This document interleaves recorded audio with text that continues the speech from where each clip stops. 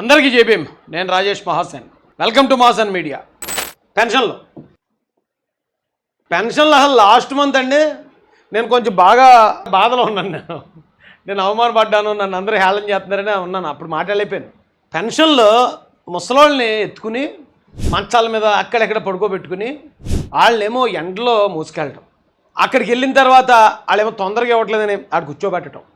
నిజంగా పార్టీలు దేనికోసం చేసేయని నేను అది విమర్శించదలుచుకోలేదు, కానీ పాపం పెద్ద వయసు వాళ్ళు మాత్రం రాజకీయం కోసం నలిపేస్తున్నారని పట్టుకుని మామూలుగా కాదు. ఇంకా ఒకవేళ వాలంటీర్లు తీసేయటం వల్ల ఇక పెన్షన్లు ఎలా ఉంటారు, మేము వస్తే పెన్షన్ మీ ఇంటికి అందిస్తామని ఆ ఉద్దేశాన్ని వాళ్ళలో క్రియేట్ చేయడానికి ఇది వైసీపీ పార్టీ కావాలని చేసిందా అంటే మనం వైసీపీ పార్టీని పూర్తిగా, ఎందుకంటే వాలంటీర్లు అనేవాళ్ళు ఉండకూడదు.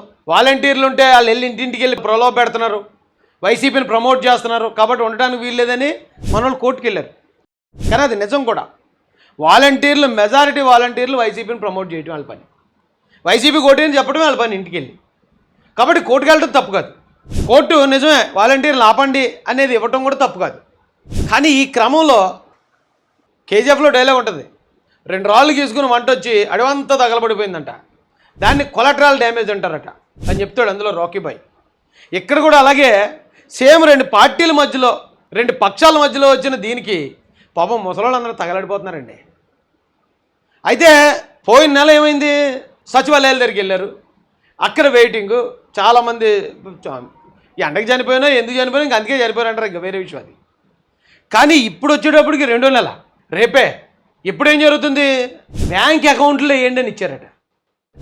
మరి ఎవరన్నా వెళ్ళి కంప్లైంట్ ఇచ్చారా, లేకపోతే ఎలక్షన్ కమిషనర్ వారే చర్యలు తీసుకున్నారా, ఎవరన్నా బ్యాంకులో ఏమని కోరారా, పూర్తి వివరాలు నాకు తెలీదు. కానీ ఇది పోయిన నెల కన్నా పెద్ద తప్పు, అది చాలా పెద్ద తప్పు. బ్యాంకులోకి వెళ్ళి తీసుకోవడం, ఎందుకంటే సచివాలయం అన్న గ్రామానికి ఒకటి ఉంటుంది, కానీ బ్యాంకు గ్రామానికి ఒకటి ఉండదు. 5 కిలోమీటర్ల దూరంలో ఉండొచ్చు బ్యాంకు, 10 కిలోమీటర్ల దూరంలో ఉండొచ్చు, 20 కిలోమీటర్ల దూరంలో కూడా ఉండొచ్చు కొన్ని ప్రాంతాలకి. పైగా అక్కడ దాకా వెళ్ళి ఆ ముసలోళ్ళు ఇప్పుడు ఈ మంచాలు పెట్టుకుని మంచాల మీద పడుకోబెట్టి 20 కిలోమీటర్లు, ఒక్కసారి ఊహించండి పరిస్థితి ఎలా ఉంటుందో రేపు. తీరా అక్కడికి వెళ్ళిన తర్వాత బ్యాంకులు వేరే వేరే పనుల్లో ఉంటారు, అది వెంటనే విత్డ్రా అవుతుందో లేదా అదో పెద్ద సమస్య. దాన్ని మించి ఇప్పుడు పెన్షన్దారులు ఎవరైనా 60 సంవత్సరాలు దాటిన వాళ్ళే కదా. 60 సంవత్సరాలు దాటిన వాళ్ళు ఎంతమందికి బ్యాంక్ అకౌంట్లు ఉన్నాయి అసలు? ఆ దారి కాకుండా ఇంకోటి ఏదన్నా దారి మనం ఎత్తుకుంటే బాగుంటుందేమో, ఎందుకంటే రేపు మళ్ళీ పెంట అయిపోద్ది. రేపు ఒక్క నెలే ఒకవేళ అవకాశం ఉంటే ఆ ఏరియాలో ఉన్న జన సైనికులు, టీడీపీ వాళ్ళు, లేకపోతే మరొకరు ఎంతమంది వృద్ధులు ఉన్నారో వాళ్ళకి ఏదైనా సాయం చేసన్నా వాళ్ళకు నొప్పి తెలియకుండా చూసుకోకపోతే రేపు ఖచ్చితంగా రేపు జరిగే ఆ దారుణానికి మాత్రం 13 జరిగే ఎలక్షన్ మీద చాలా ప్రభావం పడిపోద్ది. ఇవన్నీ ఇలా కలిసి వచ్చేస్తున్నాయి వైసీపీకి, అది నేను అనేది. ఎందుకు ఇలా కలిసి వస్తున్నాయో మరి, ఆ వెనక ఎవరున్నారో, ఎవరు సాయం అందిస్తున్నారో వాళ్ళకి, ఇవన్నీ కూడా మనం చూసుకోవాలి. నా బాధ ఏంటంటే చంద్రబాబు నాయుడు గారితో ఉంటూ చంద్రబాబు నాయుడు గారిని ఎవరైనా మోసం చేస్తున్నారేమో నా బాధ, పవన్ కళ్యాణ్ గారితో ఉంటూ ఆయన ఎవరైనా మోసం చేస్తున్నారేమో అని నా బాధ. ఎందుకంటే ఇద్దరు స్ట్రైట్ ఫార్వర్డ్ నిజాయితీగా ఉంటారు, ఎవరేం చెప్పినా వీళ్ళు మనోళ్ళే అని వాళ్ళు నమ్ముతారు. ఇలాంటి పరిస్థితుల్లో వాళ్ళిద్దరిని రాంగ్ ట్రాక్ అని పట్టించేస్తున్నారా, ఈ బాధ అయితే నాకు స్టార్టింగ్ నుంచి ఉంది. చూడాలండి మరి. ఎవరిని నేను విమర్శించట్లేదండి, నేను ఎవరిని విమర్శించగలను చెప్పండి నా స్థాయికి. నేను ఎమ్మెల్యే స్థాయి కూడా కాదని జర్నలిస్ట్ స్థాయి లాంటి వాళ్ళు చాలామంది గుండెలు బాదుకున్నారు ఆ రోజున. కానీ నాకు వచ్చిన అనుమానం మాత్రమే చెప్తున్నానండి, రేపు మాత్రం కూటమి అభ్యర్థులు, కూటమి కార్యకర్తలు తగు చర్యలు జాగ్రత్తలు తీసుకోకపోతే రేపు జరిగే దారుణం అంతా ఇంత ఉండదండి. నిజం అంటే వాస్తవం మాట్లాడుకోవాలన్నా కూడా నన్ను అడిగితే ఆ వాలంటీర్లు అనే వాళ్ళని ఆపకుండా ఉంటే సరిపోను కదా అనిపిస్తుంది. ఎందుకు అనిపిస్తుంది అంటే అండి, వాళ్ళు ఉన్నారనుకోండి పట్టుకెళ్ళి నెలకు ఒకసారి కదా వెళ్ళి పెన్షన్ ఇచ్చేసి వెళ్ళిపోతారు వాళ్ళు.